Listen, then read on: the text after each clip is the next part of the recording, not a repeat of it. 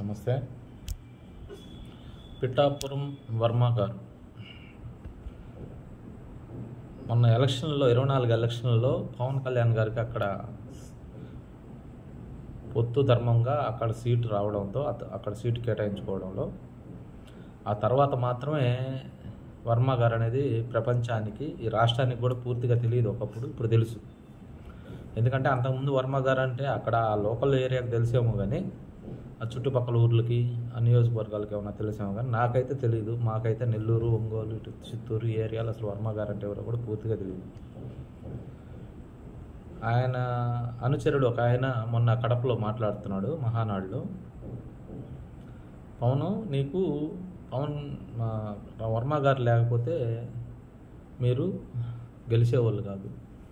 ఏదో టైం బాగుండి deputy CM అయ్యారు, ఎమ్మెల్యే అయిన తర్వాత మీకు 20% ఓటింగ్ కూడా లేదు పిఠాపురంలో అని అన్నారు ఆయన. ఫస్ట్ ఆఫ్ ఆల్ ఆ నియోజకవర్గానికి ఎమ్మెల్యే గారు పవన్ కళ్యాణ్ గారు, ప్లస్ రాష్ట్రానికి డిప్యూటీ సీఎం గారు, ఒక రాష్ట్ర అధ్యక్షుడు. ఆయన ఫస్ట్ పవన్ అనే మాటను వెనక్కి తీసుకోవాలి. ఫస్ట్ వర్మ గారు చెప్పాలి. వర్మ గారికి ఒక సంస్కారం ఉందని అందరూ అనుకుంటుంటారు. సంస్కారహీనుడు వర్మ గారని ఇప్పుడు నిరూపించుకుంటున్నారు. ఎందుకంటే వాళ్ళ అనుచరుల చేత అలా మాట్లాడిపిస్తున్నాడు కాబట్టి.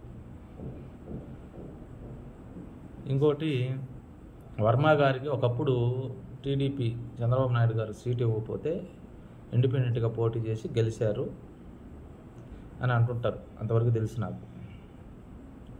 అప్పుడు మీరు చంద్రబాబు నాయుడు గారిని వ్యతిరేకించినట్టే కదా. ఆ టైంలో వ్యతిరేకించి మీరు ఇండిపెండెంట్గా పోటీ చేసి గెలిచారు కదా. చంద్రబాబు నాయుడు గారిని వ్యతిరేకించినట్టే కదా. చంద్రబాబు నాయుడు గారు మర్చిపోతారా? సరే పోని, అది వదిలేసి మళ్ళీ వైసీపీ టైంలో మీకు గత 5 ఏళ్లలో చంద్రబాబు నాయుడు గారు సీట్ ఇచ్చుంటారు. ఇచ్చినప్పుడు మీరు ఎందుకు గెలవలేదు? మీకు 100% ఓటింగ్ ఉంటే ఆడ ఎందుకు ఓడిపోయారు? అయిపోయింది. మీరు అభివృద్ధి కార్యక్రమాలు చేసి ఉంటేనో, లేకపోతే మీరు అందరికి మంచోళ్ళు అయి ఉంటేనో, మీరు వ్యక్తిగతంగా మంచోళ్ళు అయితే అవ్వచ్చు అక్కడ లోకల్గా. కానీ మీరు అక్కడ అభివృద్ధి కార్యక్రమాలు చేసి ఉంటే, మీరు ఆ నియోజకవర్గానికి మీరు మంచి వ్యక్తి అయి ఉంటే, మీరు ఎందుకు వైసీపీ పరిమాణంలో గెలవలేదు?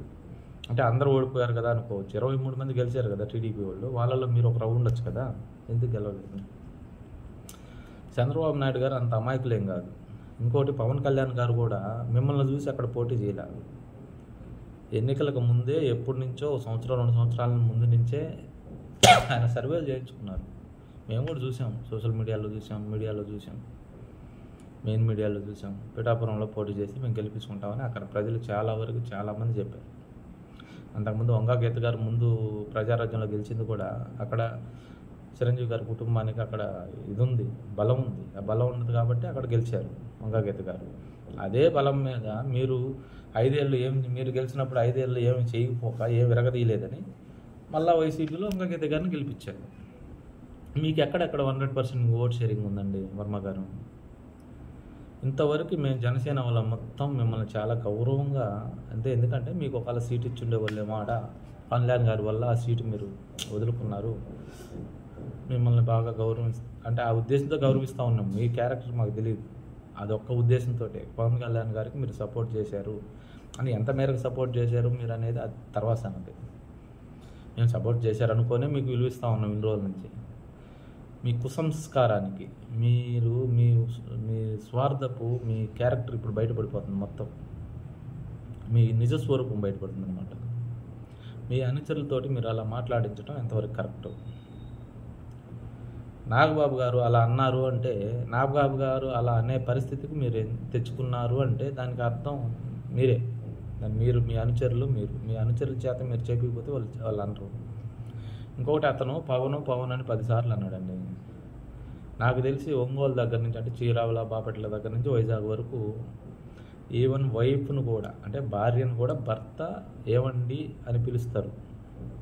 భర్త పిలుస్తాడు భార్యను కూడా ఏమండి అనేసి, అంత గౌరవంగా మాట్లాడతారు అటు సైడ్. ఇతగాడు పవన్ అని ఏకవచనంతో మాట్లాడుతున్నాడంటే, ఒక ఎమ్మెల్యే మీ నియోజకవర్గానికి, రాష్ట్రానికి ముఖ్యమంత్రి అలా మాట్లాడడం ఏంటి? మీరు దాన్ని ఎందుకు ఖండించలేదు?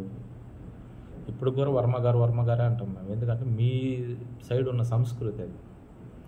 ఒంగోలు, నెల్లూరు, ఇటు చిత్తూరు అంటే యో పోయా ఏంది అట్లా మాట్లాడతాం మేము. మీకు ఆ సంస్కారం ఉంది, అటు సైడు ఆ సంస్కృతిని చెడగొట్టేస్తున్నారు మీరు. ఒకటి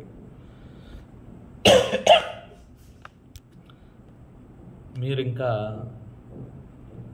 మానుకోవాలి, ఇలాంటి పూర్తిగా మానుకుంటే మీకు అంతో ఎంతో విలువ ఉంటుంది. ఇంకా మామూలుగా అతగాడు ఏదో వింటున్నాం మేము, అతగాడు ఏదో సెటిల్మెంట్లు చేసేవాడని మీ అనుచరుడు, అదే మహానాడులో కడపలో మాట్లాడిన వ్యక్తి సెటిల్మెంట్లు చేసేవాడని, పోతే వాళ్ళ అబ్బాయి ఏదో వైసీపీ ప్రభుత్వంలో జాబులు ఇప్పిస్తామని డబ్బులు వసూలు చేశారని, అందరిని ఏడిపించారని చూస్తాం. అది ఎంతవరకు కరెక్ట్గా మాకు తెలియదు. అలాంటివి కానీ అయితే వాళ్ళకి ఇప్పుడు అలాంటి అవకాశం దొరకపోవడం వల్ల ఇలా బయటపడుతున్నారని మేమనుకుంటున్నాం. మీరు దాన్ని కట్టడి చేసుకోకపోతే రాను రాను మీకే నష్టం. మీరు లోకేష్ గారిని, మీ అనుచరుల చేత మీరు లోకేష్ గారిని తిట్టించిన విషయం చంద్రబాబు నాయుడు గారు మర్చిపోరు. మీకు సీట్ ఇవ్వకపోతే మీరు ఇండిపెండెంట్గా పోటీ చేసి చంద్రబాబు నాయుడు గారిని అప్పుడు వ్యతిరేకించింది చంద్రబాబు నాయుడు గారు మర్చిపోరు. మీరు మంచోళ్ళు అంటే మీకు నామినేటెడ్ పోస్ట్ అనేది ఎప్పుడో ఇచ్చేసి ఉండేవాళ్ళండి. మీకు ఇవ్వలేదు అంటే కారణం మీ క్యారెక్టర్ కరెక్ట్ కాలేదు.